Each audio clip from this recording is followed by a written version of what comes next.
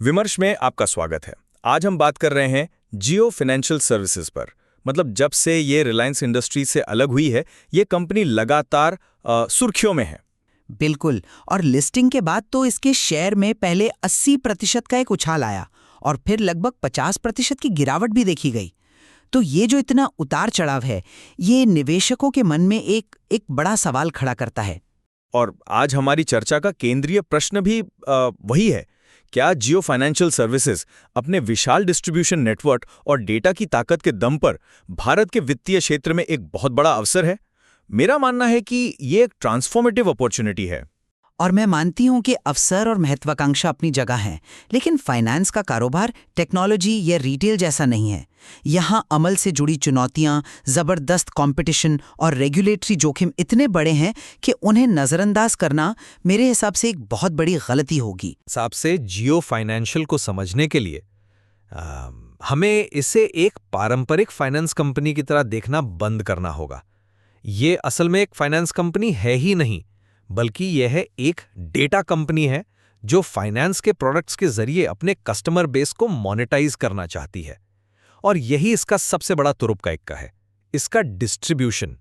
हम 40 करोड़ से ज्यादा टेलीकॉम ग्राहकों की बात कर रहे हैं और रिलायंस रिटेल के करोड़ों ग्राहक अलग हैं।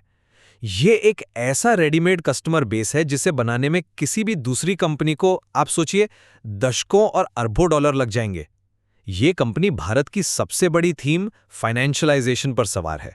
मतलब आज भी देश की एक बहुत बड़ी आबादी है जो लोन, बीमा या म्यूचुअल फंड जैसी सुविधाओं से दूर हैं।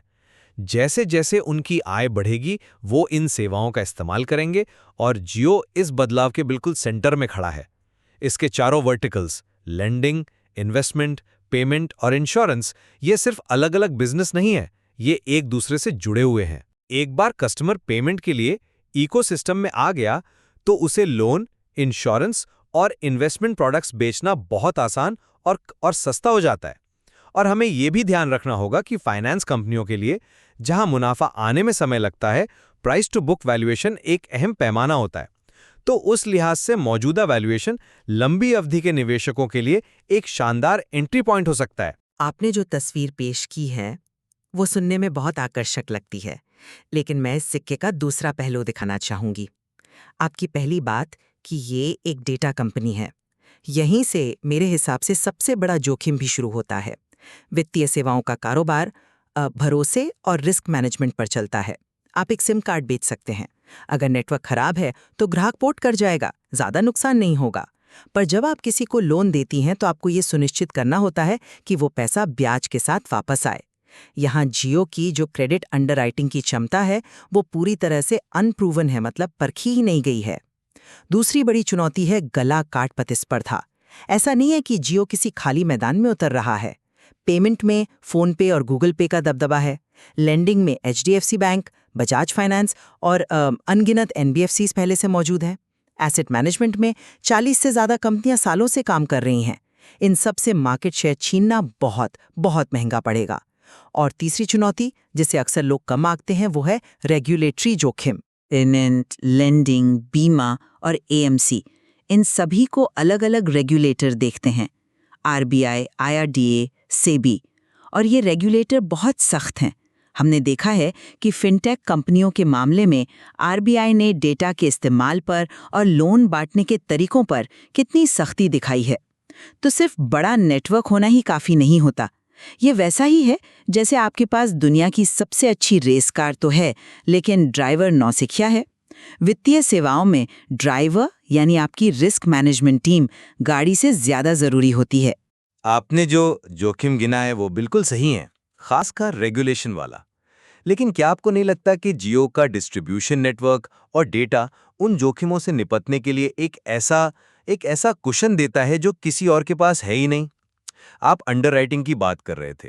देखिए, पारंपरिक बैंक और एनबीएफसीज सिबिल स्कोर और इनकम डॉक्यूमेंट्स पर निर्भर करते हैं, लेकिन जियो के पास अपने टेलीकॉम यूजर का यूसेज पैटर्न है, रिचार्ज हिस्ट्री है, लोकेशन डेटा है, रिलायंस रिटेल के ग्राहक की शॉपिंग हिस्ट्री है। ये डेटा पारंपरिक तरीकों से कहीं ज्यादा सटीक क्रेडिट प्रोफाइल बना सकता है। ये सुनने में तो अच्छा लगता है, पर असलियत में क्या ये काम करेगा? एक व्यक्ति समय पर अपना फोन रिचार्ज करता है, इसका मतलब ये तो नहीं हो जाता कि वो अपना लोन भी समय पर चुकाएगा। ये दोनों बहुत अलग बातें हैं। और मेरा एक सीधा सवाल है, ठीक है, मान लिया कि उनके पास डेटा है, पर क्या भारत का रेगुलेटर मतलब आरबीआई एक टेलीकॉम कंपनी को उस डेटा का इस्तेमाल बिना किसी रोक टोक के लोन बांटने के लिए करने देगा? हमने पेटीएम पेमेंट्स बैंक के मामले में देखा है कि जब नियमों का पालन नहीं होता तो रेगुलेटर कितना सख्त कदम उठा सकता है। ग्रोथ की होड़ में अगर जियो ने कमजोर उधारकर्ताओं को पैसा दे दिया तो नॉन परफॉर्मिंग एसेट्स यानी एनपीएस का पहाड़ खड़ा हो सकता है, जो पूरे बिजनेस मॉडल को ही डुबो देगा।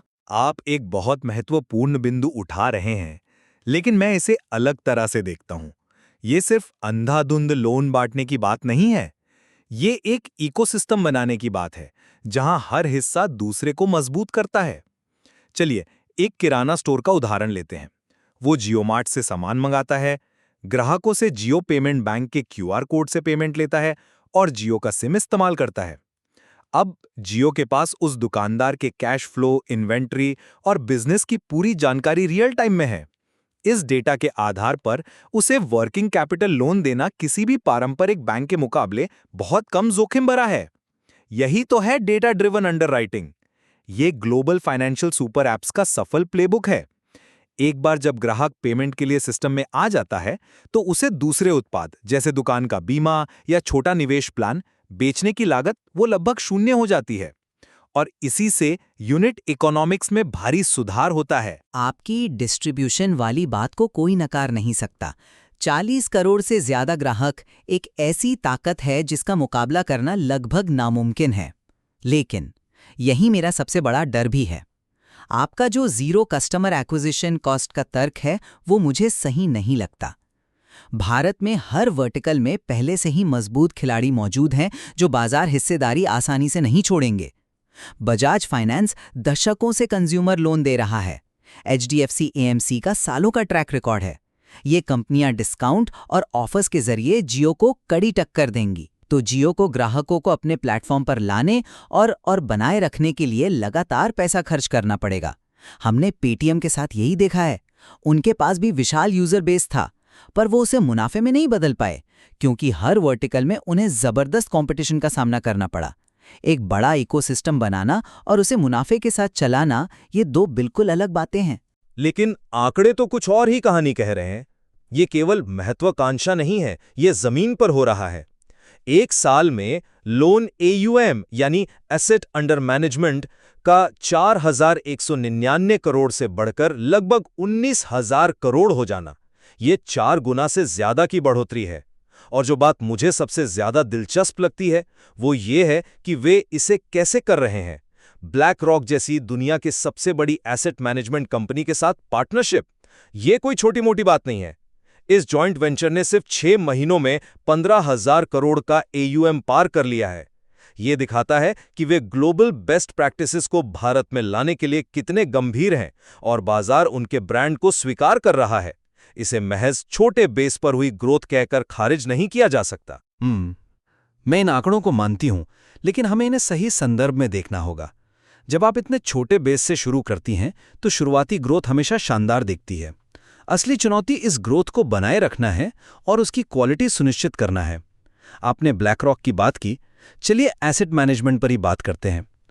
15,000 करोड़ का ईयूएम सुनने में बहुत बड़ा लगता है, पर भारत के 50 लाख करोड़ के म्यूचुअल फंड उद्योग में ये बहुत छोटी रकम है। अभी जो पैसा आया है वो ज्यादातर लिक्विड फंड्स में है, जहां मार्जिन बहुत कम होते हैं। इक्विटी फंड्स में जहां असली पैसा बनता है, वहां उन्हें एचडीएफसी, आईसीआईसीआई और एसबीआई जैसे स्थापित खिलाड़ियों से मुकाबला करना होगा, जिनका दशकों का ट्रैक रिकॉर्ड है।